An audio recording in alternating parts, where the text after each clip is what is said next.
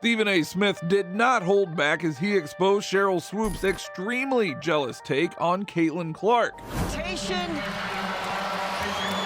Caitlin Clark effect. Caitlin Clark has been a phenom in the world of women's basketball. She has completely changed the game from a business point of view and with her on-court talent. It is not an exaggeration to say that each time she steps foot on the court, there is a good chance she will break another historical record. And hate, well, it naturally follows greatness. People are envious and jealous of what Caitlin has already accomplished. However, normally those who hate have not accomplished much in their lives, which is why it's so surprising to see other WNBA legends and vets hate on Caitlin. By the end of this video, you are going to see why Sheryl Swoopes is the biggest Caitlin Clark hater. Swoopes has been going at Caitlin since her college days. At first, there was some validity to what she was saying. Swoopes believed that Angel's game would translate to the WNBA better than Caitlin's. You're trying to come take my job. Like, no, it's not gonna be that easy. So will Caitlin Clark be a good pro? Absolutely. Will Caitlin Clark come into the WNBA and do what she's doing right now? Immediately? Absolutely not. Not gonna happen.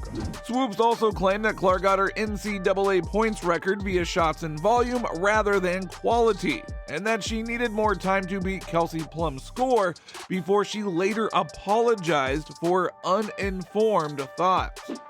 However, since those comments, she still holds the single game assist record along with the record for the most consecutive point assist double-doubles in a rookie season, the most double-doubles by a rookie guard, the first rookie to record a triple-double, the single game leader in three-point field goals made by a rookie, and she is the youngest player to record a double-double with points and assists in back-to-back games.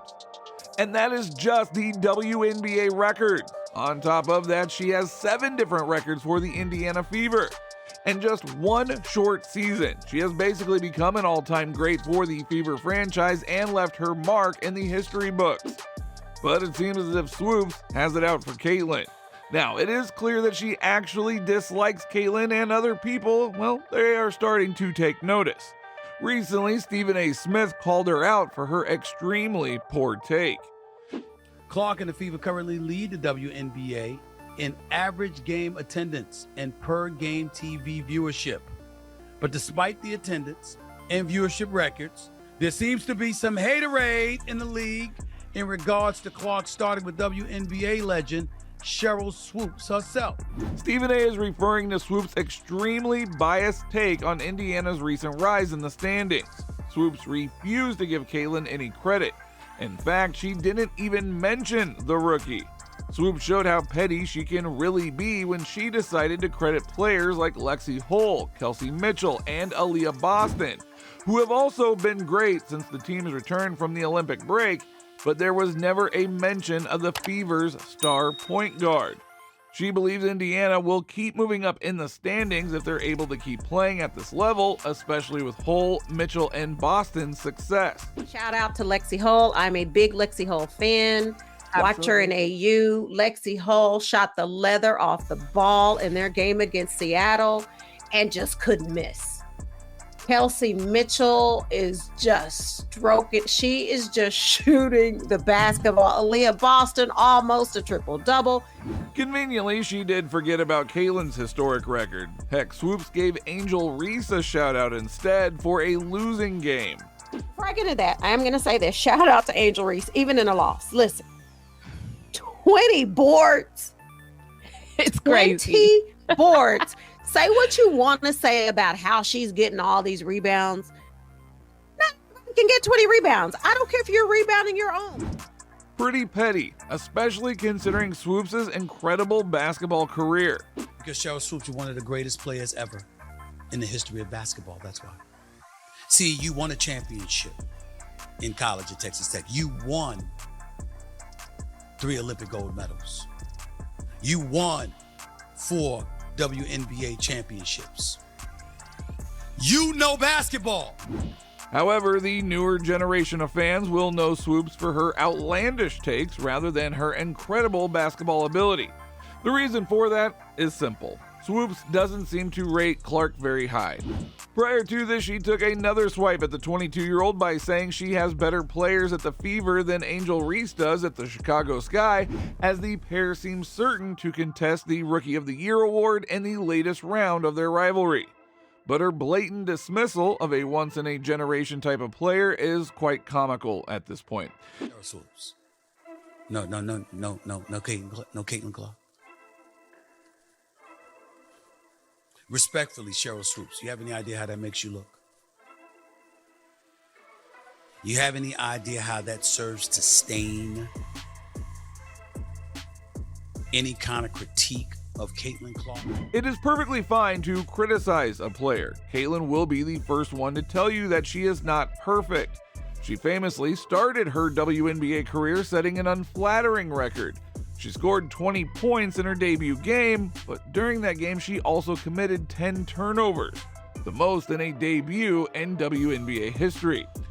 Now, the losses, well, they also piled up pretty quickly. However, one reason for the slow start has to be the tough schedule. But at the same time, when you are considered a legend coming into the WNBA, shouldn't you be great right away? Part of this had to do with the learning curve. The reality is that every WNBA player has heard the chatter for the past year or so about how this generational talent is about to come to the league and take over, and none of them want to be that team which allows it to happen.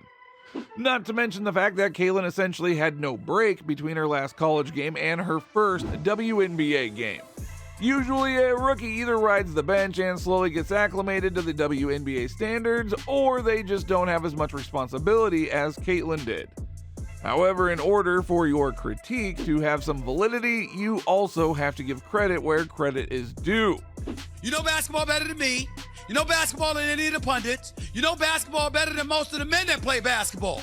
There is no way in hell you just accidentally left Caitlin Clark's name out of that soliloquy that you dropped about the Indiana Fever. Stop it. You know that. Stop it. Since coming back from the Olympic break, the Fever has won 2 straight games. They took down Phoenix Mercury and Seattle Storm. The Indiana Fever versus Seattle Storm game was incredibly entertaining. In the game, Caitlin broke multiple records, both franchise and league-wide. The Fever avoided a season sweep from the Seattle Storm with an impressive 92-75 victory.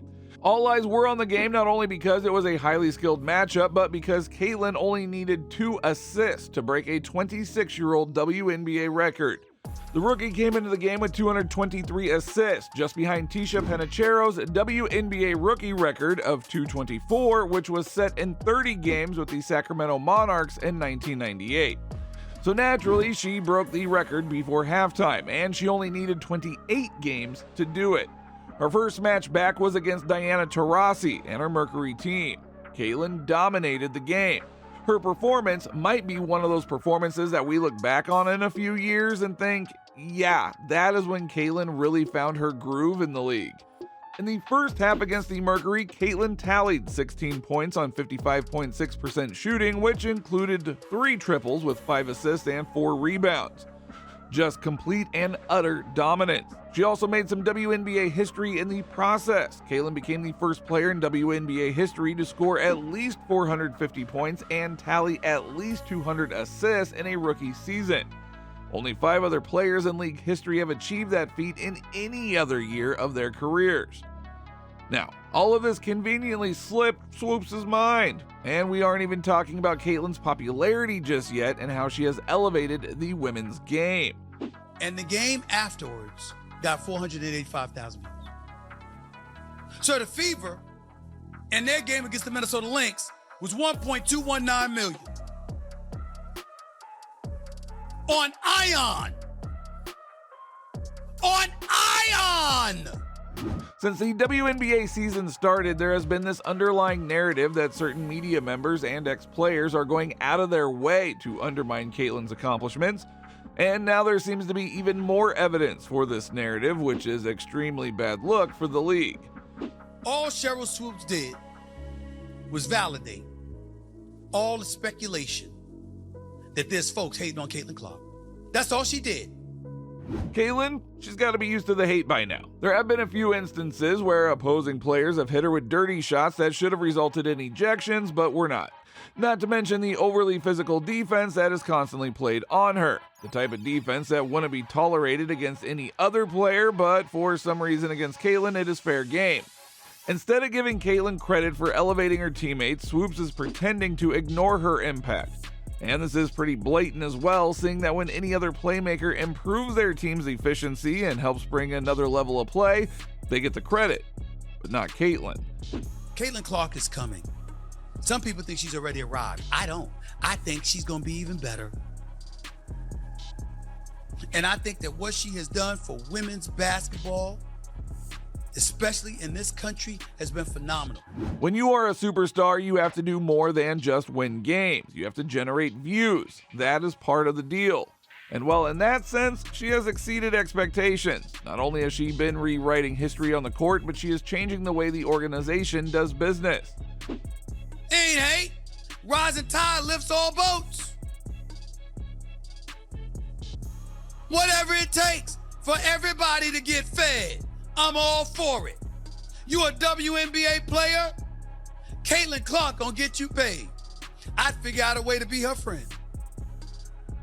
At this point, if you aren't standing with Caitlyn, you are the odd one out.